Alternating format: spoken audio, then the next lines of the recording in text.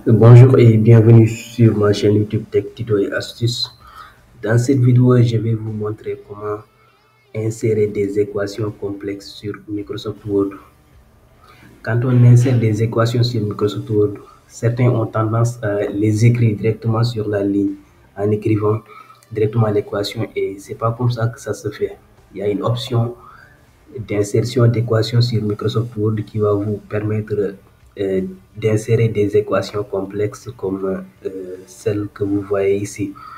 Donc, pour insérer une équation complexe, on va prendre l'exemple de cette équation-là qui est, je pense, assez complexe.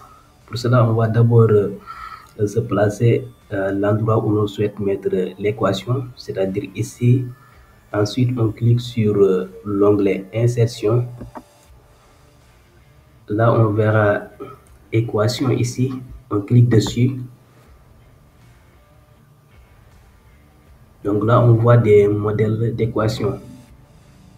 Mais on ne va pas choisir parmi ces modèles. On va créer une nouvelle équation en cliquant sur Insérer une nouvelle équation. On clique dessus et on voit qu'il y a une zone de texte qui apparaît, ainsi que l'onglet Équation et les les différentes opérations qu'on peut utiliser ici. Donc là, on voit qu'on a une fraction. Donc on va d'abord utiliser la fraction en cliquant dessus. Ensuite, là, on pourra choisir équation, fraction. Ensuite, donc ici, comme on le voit ici, donc on a une fraction, un numérateur et un dénominateur. Donc pour cela, pour les remplir, c'est très simple. Ici, on a pi exponentielle. Donc ce qu'on va faire, on va d'abord insérer le symbole pi qu'on a ici. L'équation, symbole. Donc on va rechercher ici pi. Donc, pi, on a là le symbole pi. Et ensuite, on va insérer l'exponentielle. Pour cela, on va d'abord cliquer sur notation. Là, on clique sur exposant. Là, on pourra tout simplement cliquer sur cette case et écrire E pour avoir l'exponentielle. Ensuite, là, on pourra mettre l'exposant. Ici, au niveau de la puissance, on a aussi une fraction. Donc, ce qu'on va faire, on va d'abord insérer une fraction. Et là on pourra mettre au niveau du numérateur la limite qu'on voit ici. On va d'abord rechercher limite. Donc, on a limite ici. Donc voilà, on clique sur limite. Là, on met n vers infini. Il suffit de cliquer sur n sur notre clavier. Ensuite, on pourra, pour avoir cette flèche, il suffit juste de cliquer sur le tiret du 6. Ensuite, on va se servir des signes inférieurs supérieurs pour avoir la flèche. Donc, on va écrire le symbole supérieur. Voilà, et on a la flèche. Le symbole infini, on peut directement le trouver à ce niveau. Donc, voilà, infini. Ensuite, on clique sur cette case pour ajouter l'équation qu'on a ici. Donc là, on a également une fraction.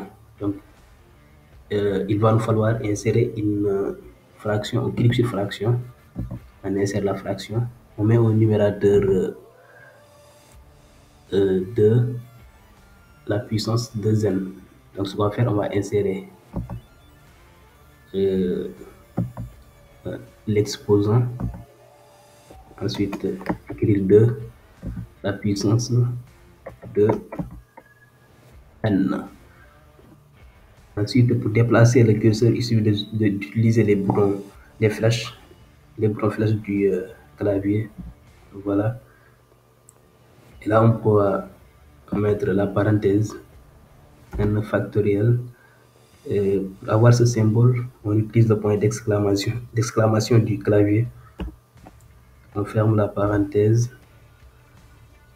Et on a aussi un exposant là. Donc, pour ne pas répéter ce qu'on vient de faire, on va juste sélectionner tout ce qu'on a ici et ensuite cliquer sur notation et exposant. et mettre le 2 là. Ensuite, on met le logarithme, donc 7, on clique sur limite. Ensuite, on a log ici et on écrit 7.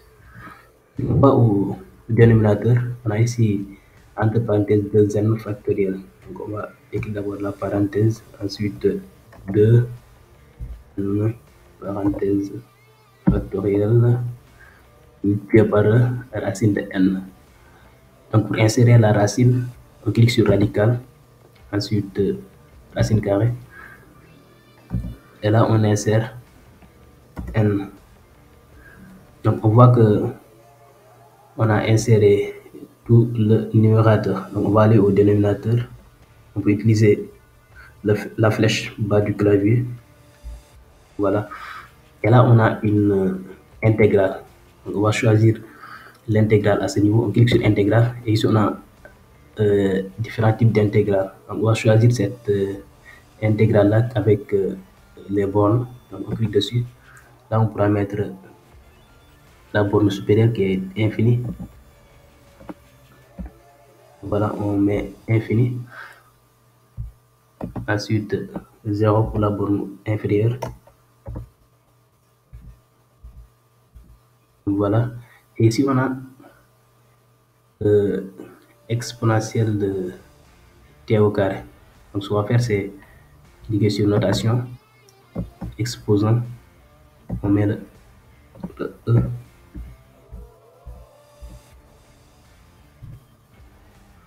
ensuite on met encore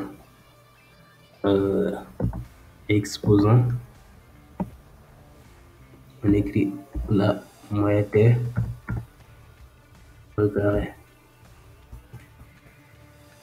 voilà, et ensuite d de t, et voilà. Donc on peut continuer toujours sur le numérateur, voilà.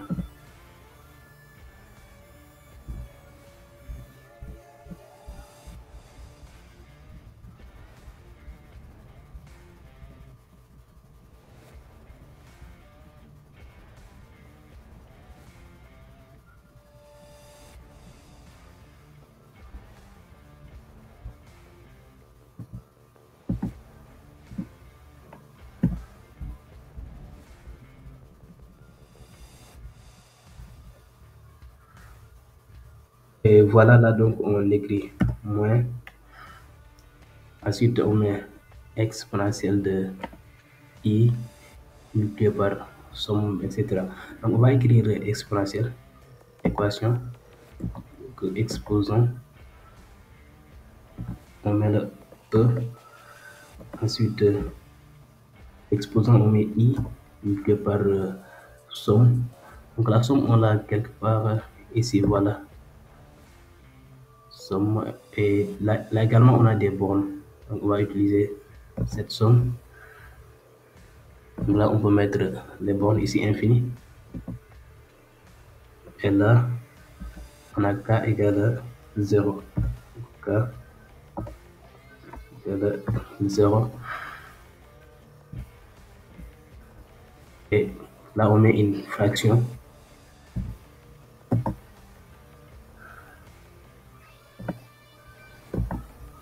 là ici 8 pi,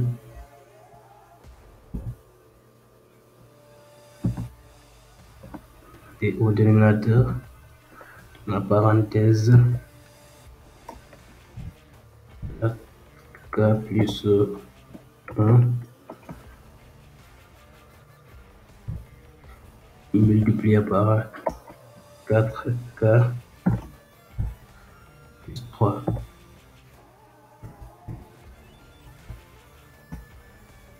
On ferme la parenthèse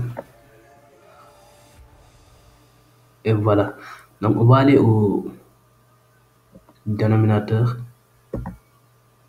et là on va mettre des crochets, on peut les trouver directement ici, voilà.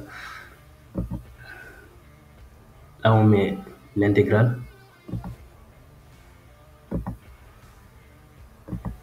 infini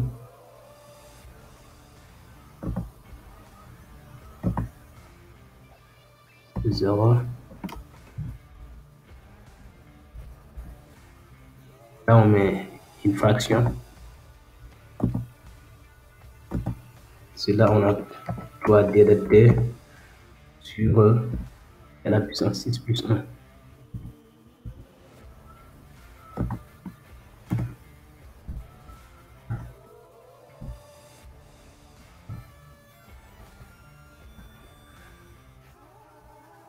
Voilà. Ensuite, on ouvre d'autres crochets.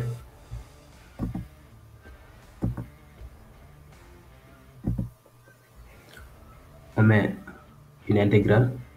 On clique sur intégrale. Là, les bornes, c'est infini. Et en bas, on a moins l'infini.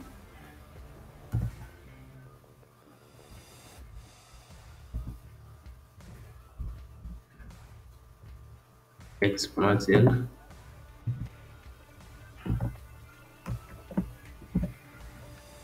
Moins pi. On trouve toujours les symboles à ce niveau. T au carré.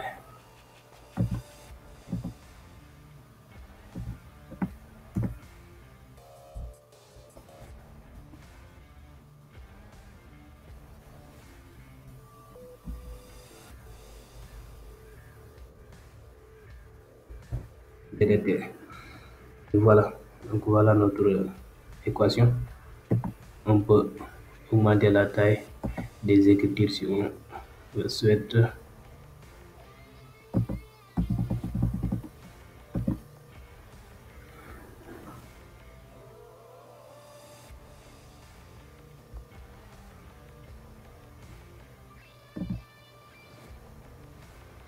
Et voilà. Voilà, c'est exactement l'équation qu'on a ici. Il n'y a pas de différence. Je pense qu'on n'a rien manqué. Tout est là. Non. Je pense qu'on a fait une erreur ici parce que ça, on l'a inséré au niveau de l'exposant. Alors que ça ne doit pas être là. Donc, on va couper tout cela. Ensuite, on va l'insérer. Voilà. Là. Et voilà. Là, on a notre équation. Égale là.